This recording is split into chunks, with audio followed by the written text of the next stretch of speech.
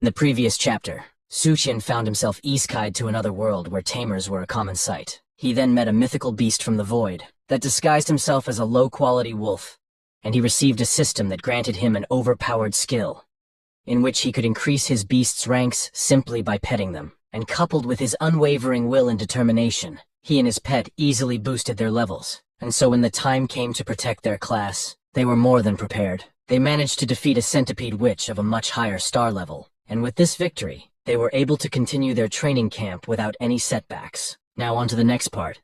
After the students came out, one of them immediately questioned the teacher about their situation. She asked if their trial involved hunting mutant beasts that were impossible to defeat, and, if so, weren't they just being sent to their deaths? And therefore she asked to go home. And this immediately irritated the advisor. He pointed out that the mutant beasts weren't invincible, as they had just seen. As long as they cooperated, trusted each other, and trusted their spirit beasts, they could achieve great feats. He emphasized that their task as a team would be to kill ordinary high-level monsters, just like Luliang and his team had done. The students immediately protested, arguing that they were different from Luliang. He had a common 5-star spirit beast, whereas the highest rank among their spirit beasts was only 3 stars. However, the bully had a different opinion. After seeing what Luliang and his team had done, he was determined to prove that he could do it as well. If not better, he wouldn't accept being weaker than them. The advisor then revealed the chilling truth. He told them that their reasoning stemmed from fear. When Suqian was fighting the centipede,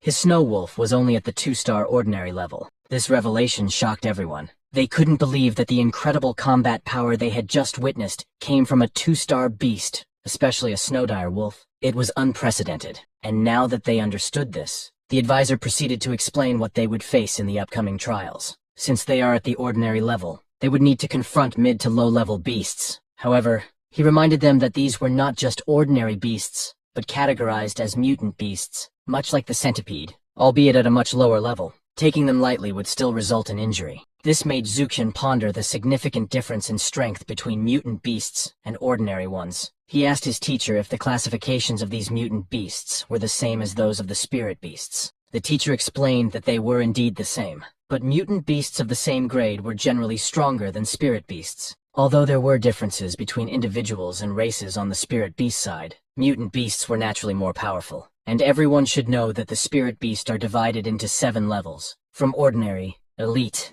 lord, monarch, legend, and holy disaster. To give such example to the student, he mentioned the Lord of the Snowfield, the demon witch Barris, as well as the contracted spirit beast of Lord Zujin, the Snow Kirin beast. They are both at the monarch level spirit beasts. And as for legendary spirit beasts, he had never seen one, let alone the holy beasts and disaster beasts above them. And he hopes it stayed that way. Because according to legends, the appearance of a natural disaster-level spirit beast was always accompanied by a massive catastrophe, such as tsunamis, droughts, and even volcanic eruptions. But if that natural disaster beast so powerful that it affects the nature around it, the students wondered if it can still be contracted by someone. And this question made the teacher pause to think, but decided to answer by citing the legends he heard. It is said that the human emperor of the ancient spirit beast era unified the planet with a disaster-level spirit beast that he cultivated himself. If this legend were true, then it was possible. To further convince them, he added that based on documented research, the ability to contract a spirit beast relies on the soul contract, which carries the soul. If a person's soul isn't strong enough, it cannot withstand the strength of the soul contract with a high-level spirit beast. This is why individuals usually wait until they reach adulthood, when their souls are stronger, before contracting with a spirit beast. However, if a high-level spirit beast is willing to suppress its power to match the human's soul strength, it is not impossible to successfully tame a monarch-level spirit beast or even higher. Correspondingly, spirit tamers, or formerly known as soul controllers, are also divided into 7 levels according to the classifications of the soul beast, from novice to apprentice, professional, master, grandmaster, glorious legend, and deity. And as spirit tamers, they are required to measure the upper limits of the soul power of the spirit beast and determine its level. To do that, they can use the perception ability of a spirit beast, or their natural sensitivity to soul power, or even instruments. For example, his own spirit beast, the Snow Eagle, is an elite 5-star spiritual beast unique to the snowfield, and the skills it can awaken are mainly related to flying and controlling wind and ice. And the upper limit of its soul power is 5,400. And as for the mutant beast, they randomly appear in the dimensional rifts that opens up randomly, and they can't be tame as they are ferocious and brutal beasts. They are enemies that rob them of their living environment. This is also why they are being asked to come to this trial, as this is their opportunity to adapt in advance of the upcoming challenges this dimensional rifts expose, and these rifts' appearance are getting frequent by the day. So as a future master tamer, they need to learn how to survive when these mutant beasts invade, to protect themselves and other people around them. And just by the looks of it, the advisor's words had moved the heart of the student, which they didn't think they ever even have such expression. With this, the advisor sees the opportunity, explaining to them on what they have to do, and that they will be divided into 3 groups according to the previously designated areas to hunt and kill the mutant beasts. And he will score their team based on the star ratings of the loot they bring back. And unlike before, the student roared with newfound determination. Now they are convinced to get strong and defeat these mutant monsters. Meanwhile, the advisor sighed in relief, seeing that his tactic had finally worked even with the setbacks. He had been delivering this motivational speech to every freshman class he had ever taught. With the students now fired up, Zukian stood to the side, deep in thought. He remembered his own strange journey from Earth, seemingly falling out of the cracks in time and space. Based on what the teacher had said, he began to wonder if he could also be a mutant beast that could potentially eat people. And this disturbing thought nagged at him, so he looked at Yunyao intently, and in a bizarre attempt to test his theory, decided to take a playful bite out of her, which confused Yunyao, but just then accepted that her friend is just weird like that. While Doggo, on the other hand, was reminded of food, and was now hungry. And as the students celebrated, fired up as if they had already accomplished something significant, the teacher stepped in to inform them about what lay ahead. He explained that they would be staying in the area designated outside the dimensional rift for a week, and in this strange place full of opportunities and dangers, everyone needed to be extra careful, as the threats were not just from the mutant beasts, but also from the environment itself. But it seems like his inspirational speech had worked a little too well, as the students were now too fired up to pay much attention to the details, and they were just eagerly waiting for the trial to start. And with that, there was nothing the advisor could do but start the trial immediately. Immediately, the students scattered, eager to earn as many points as possible. Even the pink-haired girl from before was enthusiastically rushing toward the forest, deciding to avoid the crowd and find a spot with plenty of low-level monsters. Though the teacher had said that higher star ratings of mutant beasts would yield higher rewards, she figured she could rack up points through quantity and not fall too far behind their one and only Luliang. Meanwhile, Sukan and Doggo were warming up for the challenge ahead, determined to kill any monster they encountered. Suddenly, Yunyao returned with a vial in her hands, given by the Snowfield army. It was originally 10 recovery potions, but her pet and Luliang's had already drunk theirs, and their soul power had quickly recovered. So she offered Zukian his share so they could hunt mutant beasts as soon as possible. But as Zukian started drooling, thinking the potion looked delicious, Yunyao quickly retracted it, reminding him that this potion was for spirit animal use only. And since they are being goofy as always, Luliang decided to clear things up. Just as they had promised before, they should go deeper and explore the forest. Although the advisor emphasized the dangers of the foreign lands, he did not prohibit exploring outside the prescribed area. And as Yunyao fed the potion to Doggo, she asked if the school and the army would actually allow this behavior. And Luliang admitted he didn't know the answer, but emphasized that the decision ultimately rested with Zukian, as he had already made up his mind to travel deep into the forest. So the question was whether he was willing to join him, and Zukian didn't disappoint, agreeing to go deeper into the forest. But he had something important to share first. He voiced his suspicion that the alien centipede encounter might not have been an accident. Additionally, he noted the small number of soldiers at the camp, and this immediately struck a chord to them, as Zukian simply suggested that this unusual event might have been planned in advance. But the reaction of the teacher didn't seem like he knew about it in advance. So this led them to speculate that the Snowfield army just couldn't stand them coming to the foreign land because of their level and wanted to give them a warning. And if it is really what they assumed, then something definitely bad is going on, that the army is trying their best to scare off anyone without explicitly explaining what was happening. But what he truly fears the most is the black orb brewing in the distance. And what happened there might be related to why the Snowfield army couldn't mobilize more manpower. And Zukian was specifically concerned with this place, as it had appeared when he came to this world, always giving him an uneasy feeling just by looking at it.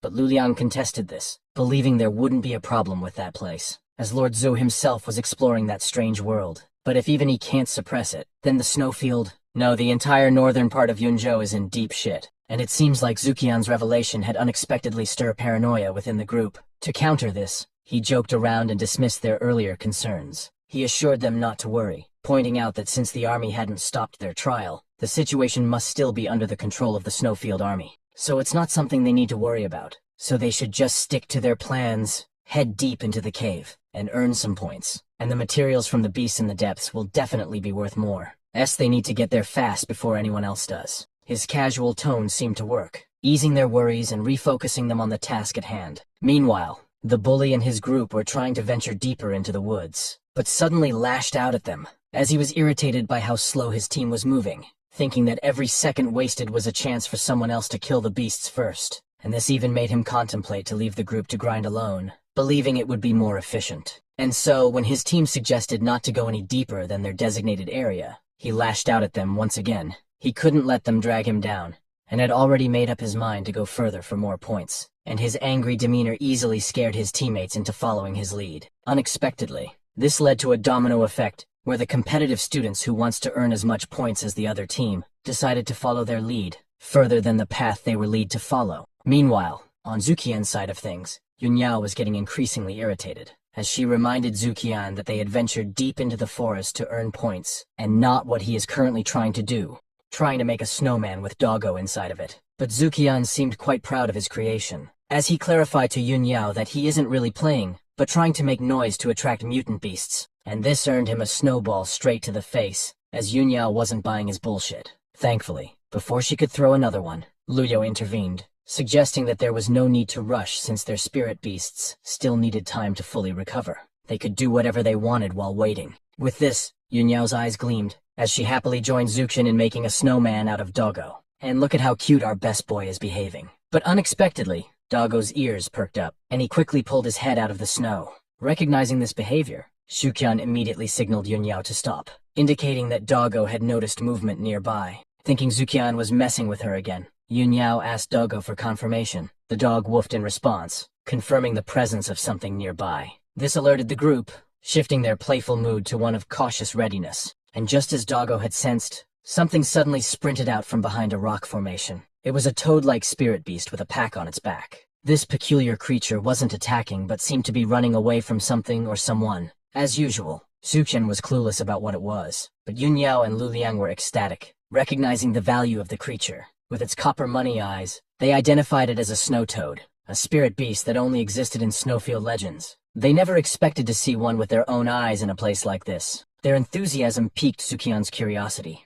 and he quickly asked them to explain further. Lu Liang explained simply that the snow toad is even rarer than his snow elf, a spiritual beast unique to the Snowfield. Sukian assumed it must be powerful, but Lu Liang corrected him, saying that it's not that the snow toad is powerful, but it's just very special. In Snowfield legends, the snow toad is also called the treasure toad. It doesn't have a very powerful combat capacity, but it has a magical skill, as it is naturally gifted with a keen sense of perception for rare treasures, precious material and the like. They can also lazily find where the treasure is, although they usually won't pick it up themselves. So much so that they don't have to worry about evolution at all. They can find the materials for evolution themselves. Additionally, they have the innate ability to hide themselves, making them almost impossible to spot in the wild. This reputation solidified their status as precious spirit beasts. A legend told to younglings further cemented this belief. It was said that over 10 years ago, an apprentice spirit controller had just joined the Night Tour Club as a new recruit. He was ordered to lead a small team to the Snowfield for a mission. However, they encountered a massive blizzard, and even their contracted spirit beasts couldn't withstand it. Soon they were separated and lost their way. But then, the apprentice stumbled upon a dying snow toad, likely swept by the strong winds. He used a special recovery potion to revive the toad, and the creature led him to a mysterious place. And since Zukian was so immersed by the story he couldn't help and excitedly asked if the apprentice obtained a super rare material and soared to greatness. And Yunyao was irritated as the moment was broken, but still confirmed that the apprentice not only found rare treasures, but also reunited with his lost team members. After returning, he used the treasure he acquired to enhance his spirit beast, which suddenly surpassed the Lord level and broke through directly to the Monarch level, the same level as Lord Zuo's spirit beast. And much to her surprise, Luliang clarified that this story is not a legend but a true story. Originally they were have a 2-day tour in Shuiyuan, but because the person in the story left Shuiyuan and went to the central part of Yunzhou, leading the tour to be cancelled. And if that was the case, my boy Zuqian had his eyes lighting up with excitement. As the rare spirit beast is now in front of them, he would be a fool to let it get away. And so immediately he started skipping towards it, which made it more embarrassing. Even Yunyao couldn't help herself but cringe as she looks at her friend. Unbeknownst to them, Zukian's excitement was justified. One of Doggo's evolution materials included a time-space crystal, something no one had any information on. The snow toad was his ticket to finding it. However, the toad had no intention of being captured easily. It deftly avoided Zukian's grasp, causing him to plunge face first into the snow. The toad seemed determined to play hard to get. This chapter, the test had begun, and all the students were tasked with slaying as many mutant beasts as they could. Points would be awarded based on the rarity of the items they collected from the beasts. With this, the students ventured deeper than the path marked by the teacher. Unexpectedly, Zukian's group encountered a rare pet. It wasn't strong, but what made it rare was its ability to find treasures. And just the thought of this made Zukian's eyes shine with excitement. He didn't hesitate to seize the opportunity to capture the rare beast. However, it wouldn't be that easy, as the beast wasn't willing to be captured so easily. Now on to the next part. To Zukian's surprise, as he looked ahead, he saw the toad with a worried expression. Thanks to his passive ability to understand pets' language, he realized the toad was asking for help, as it was being chased by someone or something. But before he could get a further explanation, Yunyao shouted a warning. Raising his head, Zukian saw a pack of 5-star mutant beasts dashing towards him. But instead of cowering, a smile spread across his face, as this was exactly what he had been looking for, a chance to earn a lot of points. And as a mutant wolf leaped towards him, Lulung summoned his beast to buff Doggo's attack. And with it, he easily knocks that son of a bitch back to where it came from.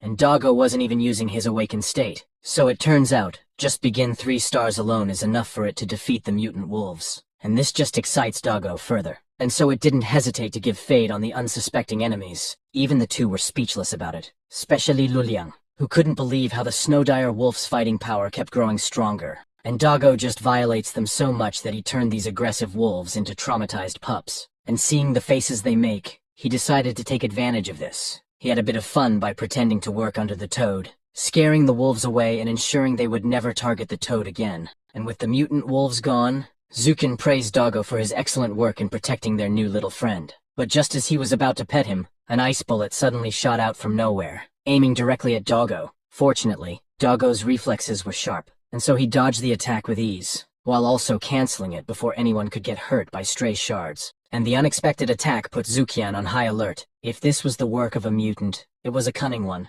capable of launching a sneak attack from a distance. But when he looked in the direction the attack had come from, he saw 3 human silhouettes, and this irritated him even more, knowing it was done by fellow students from his school, and he couldn't let such a disrespectful greeting go unanswered. But before that, he told these fools they ain't ready for the smoke, so they should just step away. But these bitches came in like they were in a boy band or something, acting all smug and shit. They really think they're cool like that. But they totally sell that douchebag aura. As they try to dispel the tension, they attempt to convince Zukian's team that the attack just now was an accident, and wasn't meant to be directed at them, so they shouldn't take it to heart. However, in reality, it was actually a little test, since they could easily break the ice bullet at will. But seeing that Zukian's team is more competent than expected, they switched to a diplomatic approach, as they're here for the snow toad, which they originally planned to rescue from a desperate situation to win its favor. Unexpectedly, it met these guys instead, and so they try their best to be all buddy-buddy with Zukian's group.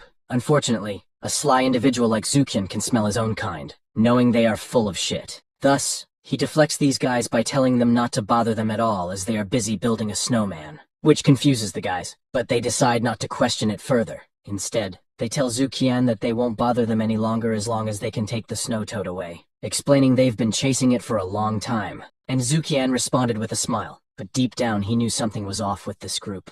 So he went ahead and asked the toad if it would like to go with these guys. Just as expected, the toad wasn't willing. As it turns out, the snow toad had already discovered these guys a long time ago. Even the strange beast that was chasing it was lured out by them. He couldn't possibly hand it over to them. As they waited further, tension was rising. With this, the leader of the trio looked at his team, who nodded as a sign that they were ready. After that, he turned to Zukian and asked if he was planning to suddenly attack them. Immediately, Zukian clapped back with a taunt, saying he wouldn't do such a thing as he is not as shameless as them. This was quite effective as one of them was easily pissed off, but the leader stopped him, thinking they still had the upper hand. Zukian just doubled down with his taunt, a true master rage baiter at work. Meanwhile, both Yunyan and Luliang were locked and loaded with snowballs, as they had assumed what Zukian knew as well. They were just waiting to see what Zukian was about to do. He let the guys near the toad to try and attempt to convince it to join, calling it with a soft voice, just like you would when calling a cat. However, The toad was already scared of them. As soon as they reached to grab it, the toad defended itself by giving the dude a facial.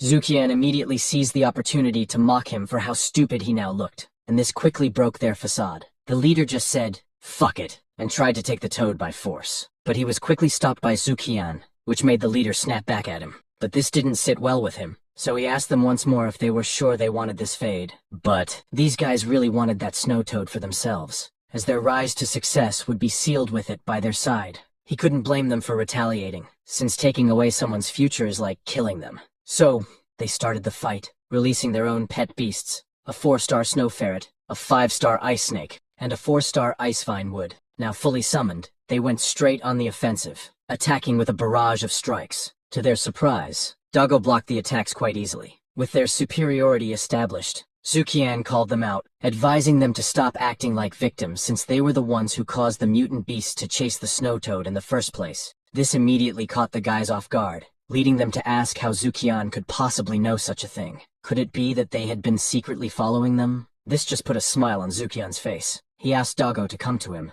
saying he had a treat for it, which Doggo immediately did, eating the fangs of the mutant gray wolf. Meanwhile, the trio was now on edge as they realized their opponent was not simple. One of them even tried to use their family name to scare Lu Liang away, suggesting that fighting him would cause a family feud. But Lu Liang just brushed it off, as he didn't even have a clue who this guy was. Even if it did happen, he knew it wouldn't impact his family. Talk about disrespect. And this immediately pissed off the orange-haired dude. But before he could do anything, my boy Lu Liang showed them just how cold he truly is. He told them that their family isn't worth a dime to him. Besides, he doesn't like their manipulative approach to getting what they want. So, if they still think he won't join the fight, guess what? He's pleased to give them his fist. Faced with this, the trio had no choice but to attack at full force. But before that, they reminded Zukian and his team that they had attracted those mutant beasts, and naturally had the power to annihilate them. However, if you really think about it, what is bro yapping about? Like, didn't Zukian just single-handedly kill the mutant gray fox all by himself? So, what they're saying isn't really a flex. I guess they're just delusional spoiled brats who think they're worth something.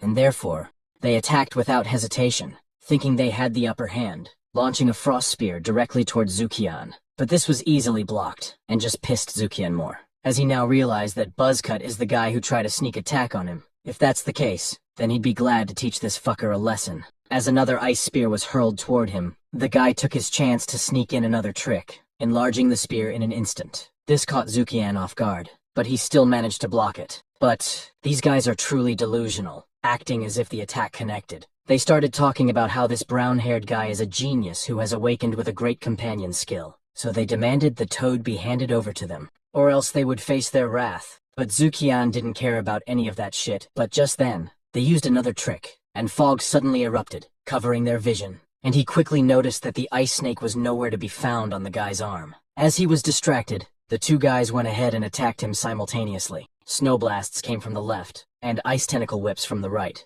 With this, there was no chance that Doggo could dodge it. But Doggo wasn't the only one fighting here. His team appeared in time, countering the snow blast with snow blasts of their own and the ice whip with a blizzard. And with that, Zukian took this opportunity to mock these guys again, mimicking how they act, particularly when they were boasting about having geniuses on their team, which definitely made both of his teammates cringe. Meanwhile, the rich kid now understood what it meant to face a talent from a real wealthy family. Still, they composed themselves, clinging to their plans and waiting for their leader to shout Frost Path. Once it is activated, they will get the upper hand. Zukian then informed everyone about the missing ice snake that had hidden itself after the snowburst, and with Yunyao's great perception on a snowfield, she easily saw where the snake was hiding, but it was rather too late, as it had fully charged its attack. Soon after, pillars of ice suddenly trapped Doggo, and with this, the rich kid celebrated, while Zukin wasn't fazed at all. He knew this was just a flashy but useless attempt to imprison his dog, as his beast already evolved his claw long ago, and not long after, the ice prison started spewing out red aura and suddenly shattered into pieces, revealing that Doggo was a force not to be messed with. To their surprise, Doggo suddenly felt weakened, making it hard for him to stand up. He lost a great amount of aura, but this wasn't due to Doggo getting weaker. It was because of the slippery ice he was standing on. The rich kid was so proud, thinking their victory was just around the corner, now that Doggo couldn't even stand freely. But to their surprise, instead of getting frustrated, Zukian was simply smiling under his breath, which caught them off guard. They asked if he was crazy, saying this wasn't the attitude of someone who was going to lose, and Zukian agreed, because he wasn't going to lose, as on their side, Luliang wasn't the only one who had awakened a companion skill. This made the guys nervous but not entirely convinced, as a snow dire wolf ever awakening a companion skill was unheard of. Zukian continued, revealing that Doggo had unlocked none other than the legendary Snow Death skill. This immediately scared the group, as this skill could destroy a town, but they wouldn't believe it without seeing it firsthand, so they stood there waiting in anticipation and panic. But as they had feared, Zukian's beast delivered on their threat. Its head glowed with aura, charging up for a devastating attack. Instantly, their pet beasts dipped out of that place as fast as they could. Soon after, Doggo released the devastating attack, but it was actually just a deterrent skill. This left the trio dumbfounded, as it wasn't the legendary skill they had been promised. However, the deterrent skill disoriented their pets. Meanwhile, Luliang couldn't believe Zukian pulled this off so perfectly. Only Zukian could do that. The glowing thing on Doggo's head was just his ice elf charging up. Now that Zukian had fooled them, he seized the opportunity to attack, chipping away at the health of their beasts. The trio couldn't have that, so to counter the deterrent skill, they used hypnotic spores, which snapped their pets out of their disoriented state. This was alarming as Zukian didn't expect them to have a mind control skill as well, making his deterrent skill useless. But it didn't really matter that much anyway, as they had already greatly reduced their opponent's combat effectiveness. But before they could continue to fight, Luliang asked Zukian about something that had been bothering him for quite some time. How on earth did he know that these guys deliberately lured the mutant beast? Zukian casually told him it was simply because he could understand what the snow toad was saying. This surprised Luliang, but it explained a lot. He had been wondering why the snow toad appeared here of all places. Based on their concealment capabilities, they shouldn't be discovered quite easily, unless they were about to find a treasure. That's why the toad didn't care about the high risk of exposure. This realization made them more excited to finish this fight as soon as possible. Meanwhile, the trio was in disbelief. Even though it wasn't the Snow Death skill they expected, the deterrent skill was just as surprising. Fortunately, they had hypnotic spores to barely get rid of its influence. Otherwise, they would have been done for. With them being weakened, they decided to attack one last time with everything they had. As depressing as it may seem, everyone agreed with the plan. With this, their pets activated their most powerful skills, like enhanced hypnotic spores, to boost the two beasts' overall power for a short amount of time, and force them into a berserk-like state. This surprised Yunyao, as it showed their enemies were truly desperate. But to Zukian, this was just a joke. Their so-called berserk state was totally incomparable to the beasts they had encountered before. They just looked too cute with their eyes glowing red. Even Doggo thought so, as these guys looked like they would just nibble at him compared to the centipede he had just fought. So he just casually turned his back with a smug, as if they were insignificant, which just fueled the cute little berserk beast's anger even more. And so they zoomed in towards him, but Doggo remained unserious as this was 2 against 3, so even they were in a berserk state. He was confident with his and his team's capabilities, and now that their skill was out to be delivered, they soon clashed. But just as Doggo expected, the fight didn't even last a second. The ferret and the snake were down for the count. The remaining pet took their bodies back to their side, and their respective tamers checked on them, but they were badly injured, so they immediately put them inside their spirit domain while admitting defeat for now, but promised that this wouldn't be the last encounter, and that they would see each other at school, leaving plenty of time to get back at them. But the toad just mocked their salty asses. They couldn't even take the L in peace. And with this,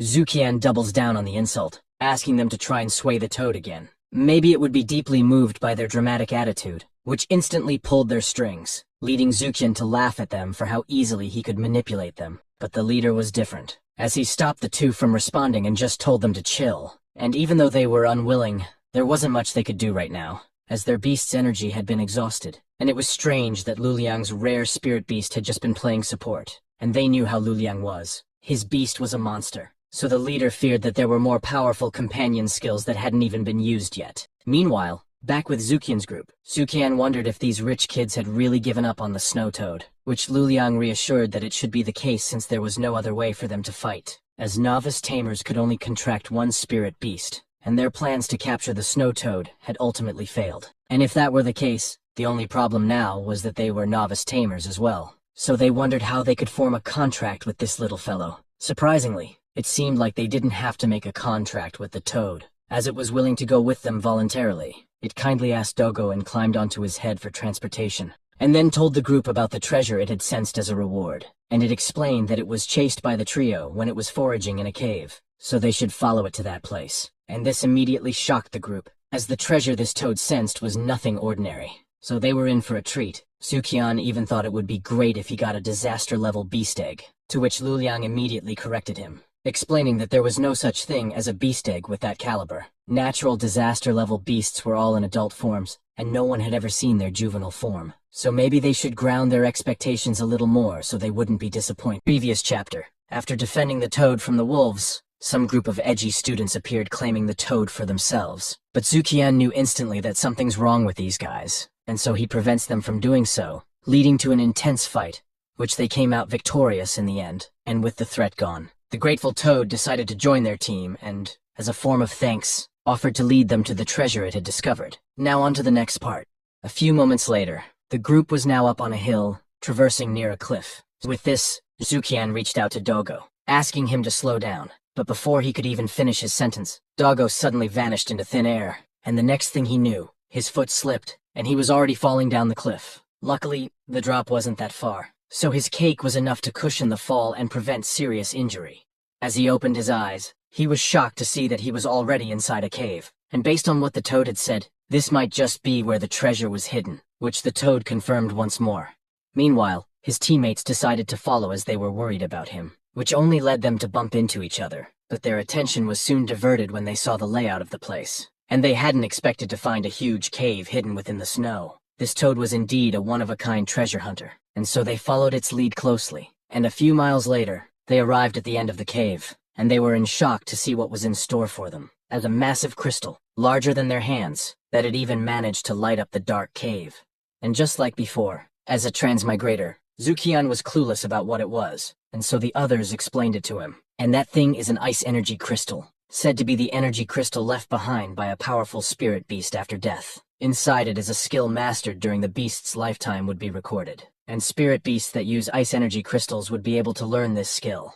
But Suqian think this wasn't impressive at all, as he believed that as long as a spirit beast broke through, it would naturally awaken a skill. Not to mention, the companion skills that could only be used by the spirit tamer were all dependent on the tamer himself. To which Yunyao immediately corrected, explaining that his belief was wrong. Contrary to companion skills, the skills that a spirit beast could awaken were closely related to its race. For example, both star foxes and ferrets could awaken the snow explosion skill, but Dogo could not. Even if Dogo were upgraded to the sovereign level, it could not awaken that said skill.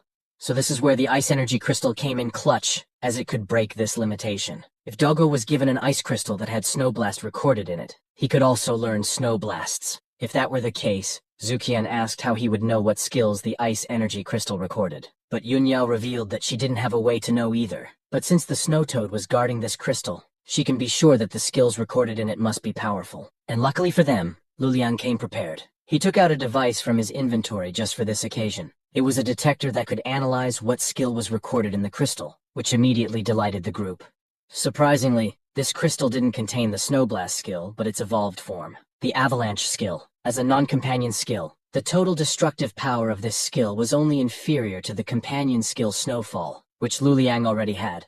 And since it was the evolved form of Yunyao's pet skill, Suqian didn't think twice about giving it to her, which really surprised her, and she was greatly thankful for his generosity. But she couldn't accept it and gave it back to Suqian, as her beast could awaken the Avalanche skill on its own, so it would be a waste for her to use the crystal. So it was more cost-effective to let Dogo learn this powerful skill.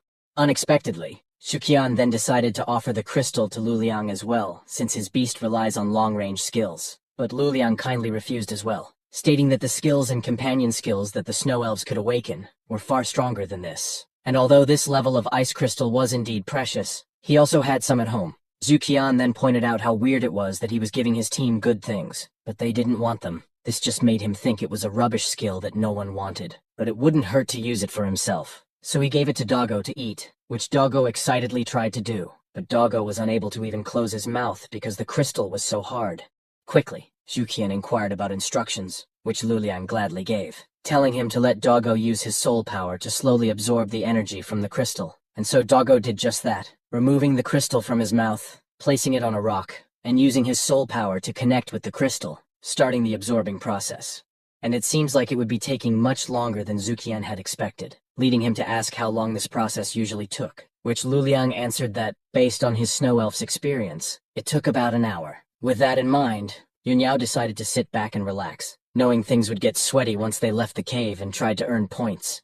But her sweet time was abruptly interrupted by Zukian suddenly realizing something, which concerned her. But her stupid friend was just getting furious as he realized they were falling behind in points due to taking the treasure. So he thought they should have let those 3 bastards keep the exotic beast instead, which just dumbfounded his 2 teammates, as it takes talent to be this dumb. But in the end, he also understood what the teacher said about dangers not only coming from mutant beasts. Having the exotic beast with them also made them a target, and they wouldn't be able to keep the points they earned if they lose. While this was a possibility, they were more than confident that only a few of the students could pose a challenge to them, and even if they were robbed, they would just rob it back. They were down to get dirty with it. Half an hour later, the crystal crumbled, signifying that Doggo had fully absorbed the skill, which made them all delighted. But no one was more delighted than Doggo himself, as he had also upgraded his star level to 4, increasing his soul energy to 450. And this earned him a pet for a job well done. And with that settled, they definitely needed to find some mutant beasts to try out this newfound power. Meanwhile, Yunyao was in shock to realize Doggo was already at 4 stars. When he fought her Fluffy a week ago, he was only at 1 star. This progress was so fast it was unbelievable. But before they could leave, the toad frantically waved its hand, requesting something from Zukian. Surprisingly, it just wanted to follow Doggo, and Doggo appreciated this. But as a novice tamer, they could only contract 1 beast at most, so Luliang thought this would be impossible. But Yunyao contested this, as she pointed out that Doggo had only been around for a week and was already at 4 stars, so she believed contracting another beast wasn't impossible. But this didn't convince Luliang. He argued that no matter if it was in legend or ancient books, he had never heard of anyone being able to break this rule. It was said that this limitation had existed since the soul contract was first known. But Zukian wasn't afraid to try, and he was confident with it, as his contracts usually turned into an app on his system phone, and he could see on his phone that there were still vacancies for another spirit beast. And with that belief, magic circles formed under their feet, and a sudden burst of yellow aura illuminated the cave. This was a sign that a contract was already in process, which immediately shocked Luliang. Just seconds before, he thought this was impossible, but what he was seeing now proved him completely wrong. Even Yunyao, who believed Zukian could do it, couldn't help but be surprised. With that, Zukian successfully contracted with the toad. Naturally, as a good-natured guy, Luliang suggested hiding this special feature.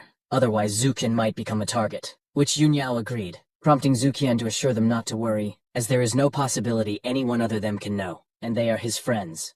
So he is confident it will remain a secret. And this made Luliang smile, as he never had experienced such kind of connection before. And as he was cherishing the bond, Zukian went ahead and used his phone to check the toad's stats. Surprisingly, this toad was already at 3-star ordinary rank, with good quality, and had 2 skills in its arsenal. The first was the hide ability, and the second was the 8-direction treasure, which made the toad randomly choose a direction to move forward, and would not return to its tamer until it found something it liked. It would then give the thing it found to its tamer. As if on cue, the toad was suddenly invigorated with newfound energy, and started using the 8-direction treasure ability, completely ignoring its tamer to do its thing, which made Zukian feel that even they made a contract. It is as if there was no contract at all, and Luliang just suggested looking on the bright side of things. This way, no one could find out that he had actually contracted 2 spirit beasts, while Yunyao just hoped that it wouldn't bring them another ice energy crystal with the same skill. Meanwhile, Doggo was just confused, as he couldn't see his little friend anymore. But since there was nothing they could do about it, they decided to go out for now and try Doggo's new skill. But as they neared the top, Luliang noticed something different. He immediately went in close to investigate, and just as he expected, there were fresh footprints at the entrance of the cave. This meant there was definitely something nearby. And what do you know? These beasts appeared as if on cue, ready to jump them. It seemed they were attracted by the noise Doggo made when he absorbed the energy crystal. But just like before, instead of cowering, this put a smile on Zukian's face. They had arrived at the perfect time to try out their new skills. Based on their level, these black wolves weren't to be messed with. They even had a black wolf king with them, whose oppression level was close to the mutant centipede they first encountered. But this only added to Zukian's excitement, and so he told everyone to stay back as he would deal with them all on his own.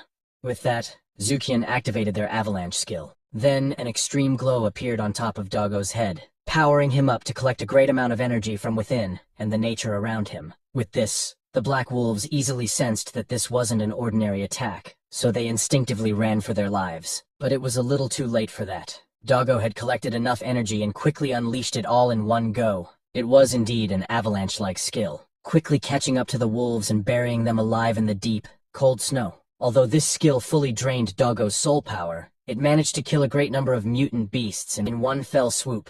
One of these beasts had a power level similar to the centipede they had taken a while to kill. This demonstrated the sheer strength of this skill, though due to their low soul energy reserves, it could only be used as a trump card.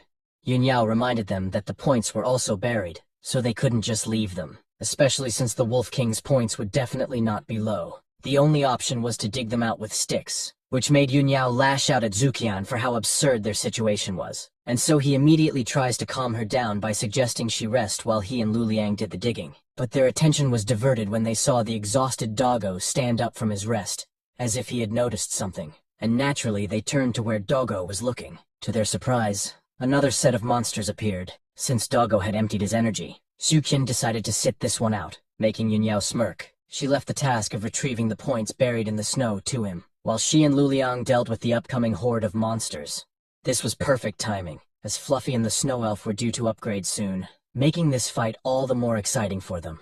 And with that, Zuqian realized how foolish it was to dig for the monsters he had accidentally buried, especially with a stick. And so he asked Doggo for assistance, in which Doggo was glad to help dig, being a dog after all. But Zuqian soon realized he must let Doggo hold back a little to avoid repeating this strenuous task. A few moments passed, and Yun Yao and Luliang were not prepared for what greeted them. Zuqian's eyes were practically non-existent from the size of his bags, and he put all the blame on Doggo, explaining that he couldn't sleep because of the noise he made, which quickly pissed off Doggo. But he kept a straight face, knowing that in reality, Zuqian had been using his good hand skills, which is why he looked like this.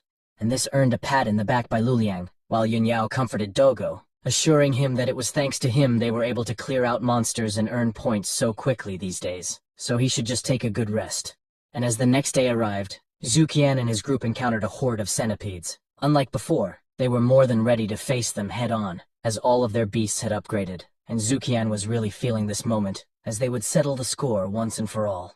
And with Zuqian's avalanche skill, it didn't even take them a second to finish off the centipedes. But this time, they were prepared for the aftermath, as they now have a shovel to make things easier, which they took turns using it, as they only had one. Furthermore, the avalanche skill was so efficient at clearing out mutant beasts that they couldn't even count the points they were making anymore. And this avalanche spree continued for quite a while, with Doggo unleashing it left and right between rests. But the ruckus they made caught the attention of tons of mutant beasts, in which they realized that even with the avalanche skill, they were no match for such numbers, and so they immediately dipped out of the place as fast as they could. Meanwhile, in another part of the foreign land, Redhead was all smiles. After upgrading his own beast, he could now kill an ordinary 7-star monster. But the battle hadn't been won unscathed. They were roughed up from just battling a single one, and Redhead's teammates were more battered than he was. But, given they had already gathered so much material, they were confident their points were higher than anyone in their class. So they then suggested heading back to camp because if they ventured further, they might not be able to return. Luckily for them, this was enough to convince Redhead, and is confident with their progress, having spent the past few days hunting mutant beasts almost non-stop. Additionally, he doesn't believe that Luliang had accumulated more points than he had. Meanwhile, the trio stared at the big bag of materials in front of them, troubled as they tried to figure out how to carry so much back to camp without breaking their spines. They even had gathered enough high-level materials to warrant a separate bag. After some thought, they concluded that they should borrow a cart from the Snowfield Army tomorrow. The next day arrived, and the students returned to camp. The teacher had set up a scale to calculate the students' points accurately, and a large TV to display the scores. As most of the students had already gathered, the teacher explained what was happening and what was in store for them. The points they acquired could be redeemed for materials and medicines through the school's internal system, and those ranking high would be rewarded with additional points. Immediately, many students felt regretful. If they had known these points were so valuable, they would have killed more monsters. But it seems that this was the teacher's intention. If you weren't determined to get points in the first place, you didn't deserve the benefits that followed. Now that was cleared up. The teacher began calling out the names of the groups to submit their materials, which sent a wave of nervous anticipation through the crowd, each student anxiously wondering who would rank the lowest and who would come out on top. And the prevailing assumption was that Luliang's team would claim the highest points, given the formidable strength of his beast and the powerful Snow Fox. And as the process continued, it was surprising to see that the students had almost the same number of points, and most of the groups had fairly low scores, with none surpassing 1,000 points. This made the redheads group smile with anticipation, confident that the top spot was within their grasp. It was a reasonable assumption since they had killed so many mid-level monsters, and just by looking at the bag of what Luliang is holding, only reinforced their belief, which of course, made the redheads smirk as though victory was already his. While Luliang didn't even know they have some kind of beef going on, but he just let it be. Though he won't lie, his small bag did make him look bad, which left him wondering why on earth the two who had gone to borrow a cart hadn't returned yet. And with that, everyone's attention was now on the redhead's team, as they couldn't believe that not only had he killed a fair number of mid-level beasts, but he also killed 2 high-level ones as well, earning them almost 6,000 points. This was the first group to surpass the 1,000 mark, and with the crowd's reaction, the redhead named Zhang couldn't help but feel himself as he finally got the spotlight he desperately wanted. And this just boosted his ego more as Luliang's group was called out next, and with the small bag in his hand, even the pink-haired girl was nervous about what their scores is gonna be. But as he put all the materials down, their advisor was surprised to see 5 high-level mutant beast materials. But although this was an impressive feat, it wasn't enough for them to get the #1 spot, as it only counted for 5,000 points. And Luliang was sweating bullets and asked the teacher to wait for a moment, buying time for Zuqian to come back. And fortunately for him, Zuqian and Yunyao came in clutch, arriving just in the nick of time with a large crate full of mutant beast materials. And the crate was so big that the students couldn't wrap their heads around the idea that it was all points, as finding this much material seemed impossible for them to do. Even Zhang started tweaking, and was at the denial stage of grief. Even the teacher was equally astonished, and therefore asked if the bag was indeed filled with mutant beast materials, which they confirmed. And this was so massive it made it difficult for them to bring it to the counter. And just as they put it all on the table, Zhang was in shock to see that they were actually all materials. This meant that in addition to killing 5 high-level mutant beasts, they were also able to clear out so many low to mid-level mutant beasts, which he found impossible for novice tamers like them, as he couldn't do it himself, leading him to wonder if their spirit beasts recovered their soul power without resting, or if they even cheated to get that many materials. But he quickly brushed it off. Knowing Luliang's character, he wouldn't do such a thing, and stealing others' points was even harder. And it couldn't possibly be because of the snow elf and snow fox either, as he had seen their attack methods before. So they couldn't have killed so many strange beasts, and this left him with one answer. And this was all because of this Zuqian guy and his weird snow dire wolf.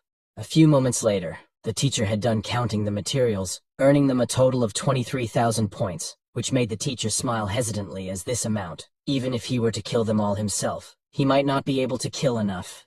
And with the score now displayed on the TV, everyone was in shock at the staggering total. This even made them think what Jiang had thought before, wondering if they had stolen points from others. But just like Jiang, they quickly dismissed such thoughts, as Luliang had a well-known good nature. Surprisingly, the teacher hadn't even finished counting all the students' points, yet he already decided they deserved the top spot. And according to the rules, they would receive an additional 50% in points, which would be divided evenly among their group, which delighted them, as this meant that each of them get 1,000 on average, and with this amount, it is more than enough for Doggo to upgrade to 5 stars, which made it all the more exciting. But just when it seemed the event was about to close on a high note, a scandal erupted, as someone had robbed a student of their points, shocking everyone present. And this incident occurred when a team split up to search for strange beasts. One girl was mugged by a group who stole her team's points that she had been carrying. Immediately, the pink-haired girl rushed to her, concerned more about her well-being than the points, which the girl assured that it was only minor injury, but she couldn't help but feel sorry about what happened. And as the leader, she reassured the girl that everything was fine as long as she was okay. The pressing question now was whether she remembered what the assailants looked like. If she did, she was encouraged to remember their faces well, as she promised to give them fade if she ever encountered them at school. While the teacher took this opportunity to make everyone realize that dangers in the wild come not only from mutant beasts but also from other groups, such as terrorist organizations or rogue tamers, so he hoped this incident would serve as a warning. But this triggered a domino effect, with other victims stepping forward to share similar experiences. Despite the growing number of reports, the teacher decided not to count the lost points, explaining that this was also part of the test, which forced the students to confront the harsh reality of the world they live in. Meanwhile, Zuqian's group had a strong suspicion about the identity of the thieves, and that it was the trio they had encountered before, which led them to consider the possibility that the school knew about the incident, but chose not to intervene. But Luliang disagreed, believing the school wouldn't tolerate such misconduct just to deliver a lesson. But given the small number of freshmen, there was a high chance they would meet the trio during the freshman tryouts on campus. This event is, to prepare for the annual Yunzhou Northern League, the school would hold a freshman selection competition to choose potential reserve players for the league. And with the event just around the corner, they have to use their points wisely to upgrade their spirit beasts and teach those thieves a lesson during the competition. And with that, the trial ended on a rather tense moment, but nothing can bring Zukian's mood down, knowing that they each received nearly 12,000 points after the school added a 50% bonus to their overall. Previous chapter, Zukian had found an ice crystal with an avalanche skill stored in it. After absorbing it, they immediately tried using the skill, and it was so effective that they couldn't even count the materials they collected anymore. With this newfound power, they took first place in the trials with an overwhelming amount. But just when they thought the trials were ending on a high note, a scandal came to light, as one of the students had been robbed of her points, and by the descriptions given, Zukian's group immediately realized the identity of the perpetrator. They decided the best way to teach them a proper lesson was to humiliate them in the upcoming freshman selection competition.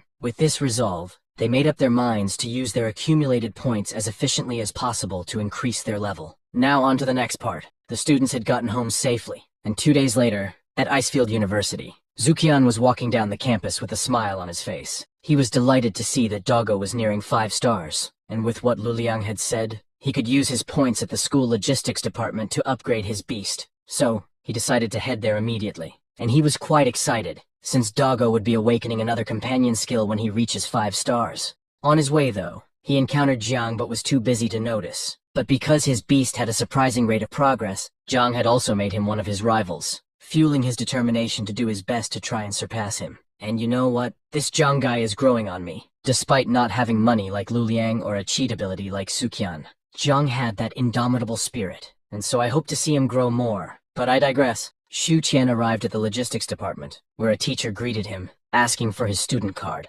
which he gladly provided. Seeing that Zukian was a freshman, the teacher suggested he choose a few white pills, as they are very effective for ordinary and low-level spiritual beasts. Looking at the menu of pills, Zukian noticed that the white ones were the cheapest, while the black ones were the most expensive. This led him to ask if the black pills were the best ones available. The teacher replied that they were not, of course, but generally freshmen didn't have many points, so they typically showed this option. But since Zukian kept asking about it, the teacher assumed that he might have more than 1,000 points like the student before him. If that were the case, he would gladly change the menu to a mid-level store for him, which obviously had more powerful things, which made Zukian smile. But he clarified to the teacher that he didn't need an intermediate store, but a higher-level store with a 10,000-point level. And this made the teacher smirk. Not because he was amused, but because he thought this guy was just straight-up capping. Still, he decided to do what the student asked, and see his reaction to the prices of the pills, which weren't cheap. These were things that even apprentice spirit tamers might not be able to afford. And he was right. The prices ranged from 10,000 to 500,000 points. There was even an ice crystal with an avalanche skill ready to be sold for 300,000 points. Zukian was surprised, never expecting things to be that expensive, but the item that caught his attention the most had wolf in its name. He promptly asked the teacher about it, who gladly explained that the true wolf marrow was a diluted marrow fluid obtained from a lord-level wolf-shaped monster. It was very useful for wolf-shaped spirit beasts, as it could upgrade them naturally and even increase the upper limit of soul power. The teacher advised buying it as soon as possible since they didn't have many in stock. On the other hand, the true wild blood was much more powerful than the wolf marrow. It was concentrated blood extracted from a lord-level wolf-shaped beast. There is even a chance that the wolf-shaped spirit beast can awaken some powerful skills that have been lost through time, once the beast consumes it. From Zukian's questions, the teacher gathered that this student had a wolf-shaped beast, but he suggested not paying much attention to these items, which only professional tamers could exchange for, and just focus on what he could realistically get. But if Zukian really wanted to collect a lot of points, the teacher mentioned that winning the freshman selection competition would earn him plenty of points, and this brought a smile to Zukian's face and made him look forward to the competition even more. But his points were already enough, so he showed the teacher his credit, and decided to buy the true wolf marrow and 3 black spirit pills, and this surprised the teacher. But since Zukian was just a freshman, he decided to check the school database just to be sure, which offended Zukian, but he decided to let it slide, understanding it was natural to be skeptical. After all, no ordinary freshman could accomplish such a feat. After getting the items, Zukian left with a smile on his face, while the teacher was still in shock, trying to wrap his mind around how a freshman had managed to get that many points. A few moments later, at Zukian's residence, he took out the things he had bought. He was surprised by how small the 10,000-point item was, but as long as it did the job, size wouldn't matter. He went ahead and fed Doggo the black pills first, to help him reach the 5-star ordinary rank before using the wolf marrow. Just after Doggo had eaten the pills, Sukian couldn't wait and started pestering him to upgrade, which pissed off Doggo, making him glare and ready to bite. But then, a black aura started materializing around him, and just like that, he upgraded to a 5-star ordinary rank, increasing his overall soul power to 620. And since Sukian believes in the saying that it's best to strike while the iron was hot, Sukian didn't waste any time in giving Doggo the wolf marrow. Not even a moment passed before a large amount of aura suddenly surged around him, which concerned Sukian. It was obvious that this process could make or break his beast. The amount of aura, if not contained, might backfire on his beast's health. Luckily, Doggo was not an ordinary breed. Even though he now faced a much larger beast within his consciousness, he wasn't fazed at all, and just booked that flight directly towards his opponent. Meanwhile, back in the outside world, Zuchin's concern was ever-growing, as his dog had been concentrating for nearly an hour, almost longer than when he was absorbing the ice energy crystal. Thankfully, after a few more moments, Doggo regained consciousness, and instantly rose to the 6-star ordinary rank, which also increased his overall soul power to 800. This delighted Zukian, as he never expected such rapid progress. But Doggo's level was not the highlight of this training, as the real question was whether he had awakened a new skill. Checking his stats, Zukian saw that Doggo had indeed been successful, unlocking a new companion ability called Night Fight, which enhances the user's eyes, making them more adept in dark environments. It could be actively used to increase the Snow Wolf's combat effectiveness in the dark. The only downside was that during the activation period, it would continue to consume the Soul Tamer's soul power, meaning Zukian couldn't use all his soul energy for other skills just to keep a trump card. With this skill in mind, he remembered that Training Palace can adjust the combat environment, so he decided it was best to go there and try out Doggo's new skill when they had time. Now that they were at 6 stars, they could also challenge a much more difficult trial, which made Doggo sweat a bit. But the grind doesn't stop, so he accepted his fate and prepared for the challenge. After that was done, Zukian decided to check out the site where they would battle in the upcoming competition, which was the Icefield University Battle Hall. To his surprise, Luliang was also there, and he assumed that Luliang was looking for someone to fight. Their conversation was interrupted by a redhead from behind, asking Luliang if he was there to watch him fight, or if he wanted to fight him. Luliang immediately clarified that he wouldn't think of fighting him. He already knew he was at a disadvantage in a one-on-one battle. His snow elf was just a support beast, so fighting another elemental elf, especially a fire one, wouldn't be wise. Meanwhile, Zukian took some interest in this guy's spirit beast, as it was his first time seeing a fire type in person. He asked Luliang who this guy was, and Luliang answered that he was Gao Zhenghao,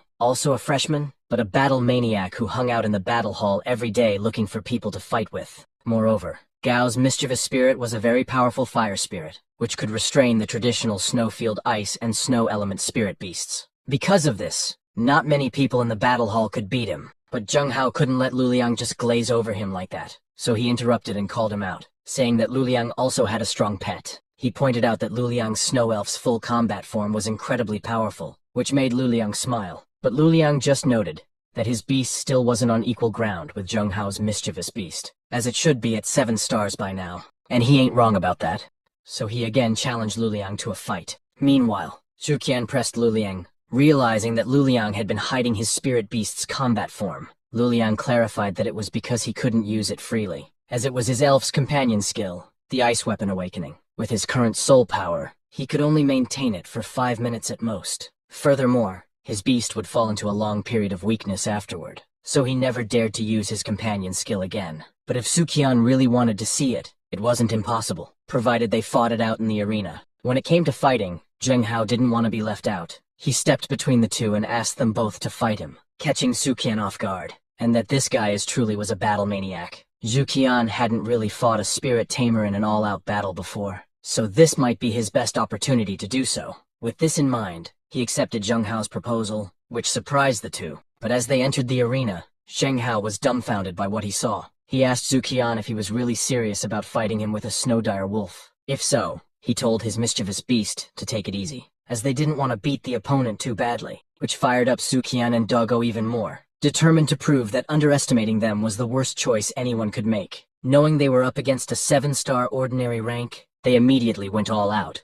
launching countless ice spikes towards the fire elf. But the fire elf wasn't fazed at all, effortlessly dodging the ice spikes with ultra-instinct-like movements. Once it stopped, the fire elf clapped its hands together and used its fire trick ability to create its own familiar, launching it towards Doggo. Doggo initially prepared to fight head-on, but quickly realized he was at a disadvantage and tried to outrun the familiar. But this little fire creature was fast, leaving Doggo no choice but to use his ice breath. But this just showed how naive they were to even attempt this kind of move against his fire elf, which only prompted the fire elf to summon countless familiars with a wave of its hand. They were so fast and numerous that Doggo couldn't keep up, and they grinned as if mocking him. Doggo couldn't let such disrespect go unanswered, so he used his snow blast combined with his true beast, awakened to create a cyclone that erased those mocking familiars from existence. But this didn't sit well with the fire elf. The one who had been grinning before was now serious, summoning another familiar, the burning oxen, to deliver judgment to Doggo. But Doggo was in the zone and zoomed in to meet this challenge halfway. Meanwhile, Zuqian thought this was a reckless move since the familiar was a long-range attacker.